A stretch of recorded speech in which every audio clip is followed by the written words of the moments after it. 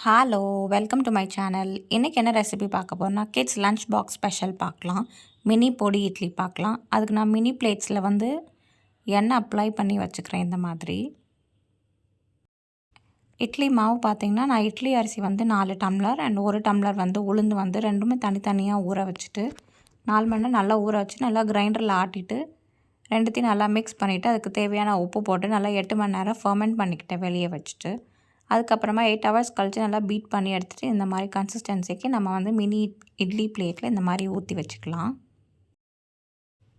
மூடி வச்சுட்டு இட்லி பாத்திரத்தில் நம்ம ஸ்டீம் பண்ணி எடுத்துக்கலாம். 8 to 10 மினிட்ஸ்க்கு இது ரெடி ஆகிடும். இந்த மாதிரி ஸ்டீம் பண்ணி வச்சுட்டு நம்ம ஆற விட்டுட்டு தனித்தனியாக இட்லிஸ் எல்லாத்தையும் எடுத்து வச்சிடலாம்.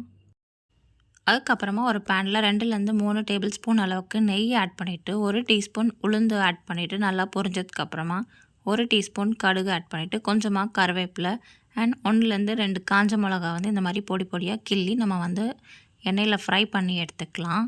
அதோட 1 டீஸ்பூன் பெருங்காயம் ஆட் பண்ணிக்கலாம். அதுக்கப்புறமா நான் வீட்டில் அரைச்ச இட்லி பொடி நான் ஆட் பண்ணிக்கிறேன். இது காரம் கம்மியாக இருக்கும் அண்ட் கலர் ஜாஸ்தியாக இருக்கும். 4 டேபிள் ஸ்பூன் அளவுக்கு நான் பொடியை ஆட் பண்ணி நல்லா நெய்யில் வதக்கி எடுத்ததுக்கப்புறமா நம்ம இட்லி ரெடி பண்ணி வச்சுருக்கோம் இல்லையா, அதையும் நல்லா ஆட் பண்ணி நல்லா ஒரு 2 மினிட்ஸ்க்கு ஹை ஃப்ளேமில் நல்லா சாட்டே பண்ணிக்கலாம். அந்த இட்லி பொடியோடு நல்லா கோட் ஆகணும். அது வரைக்கும் நம்ம சாட்டே பண்ணிவிட்டு லாஸ்ட்டாக இறக்கிறதுக்கு முன்னாடி இன்னும் 1 டேபிள் ஸ்பூன் அளவுக்கு இட்லி பொடி அண்ட் 1 டீஸ்பூன் நெய் ஆட் பண்ணிவிட்டு நல்லா சாட்டே பண்ணிவிட்டு நம்ம ஃப்ளேமை ஆஃப் பண்ணிடலாம். அவ்வளோதாங்க, அட்டகாசமான மினி பொடி இட்லி ரெடி. இந்த டிஷ் ரொம்ப சிம்பிளான ரெசிபி. பட் உங்கள் வீட்டில் பொடி இருக்குது அப்படின்னா நீங்கள் 10 to 15 மினிட்ஸ்க்குள்ளே இந்த ரெசிபியை நீங்கள் பண்ணி சர்வ் பண்ணலாம். டேஸ்ட்டுமே சூப்பராக இருக்கும். இதுக்கு சைட் டிஷ் எதுவுமே தேவைப்படாது. ஜஸ்ட் பொடியே நமக்கு போதுமானது. நான் லஞ்ச் பாக்ஸ் ஸ்பெஷல்ன்றனால நான் ஃப்ரூட்டும் கொஞ்சம் ஆட் பண்ணி அண்ட் நட்ஸும் நான் ஆட் பண்ணிக்கிறேன்.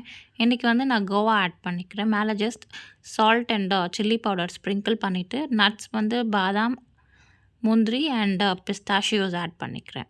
அவ்வளோதான், சிம்பிளான லஞ்ச் பாக்ஸ் ஸ்பெஷல் ரெடி. இந்த வீடியோ உங்களுக்கு பிடிச்சிருந்துச்சுன்னா லைக் பண்ணுங்கள், ஷேர் பண்ணுங்கள், சப்ஸ்கிரைப் பண்ணுங்கள் அண்ட் கண்டிப்பாக ட்ரை பண்ணிவிட்டு கமெண்ட்டில் சொல்லுங்கள். இன்னொரு வீடியோவில் உங்களை பார்க்குறேன். Thank you, bye, have a good day.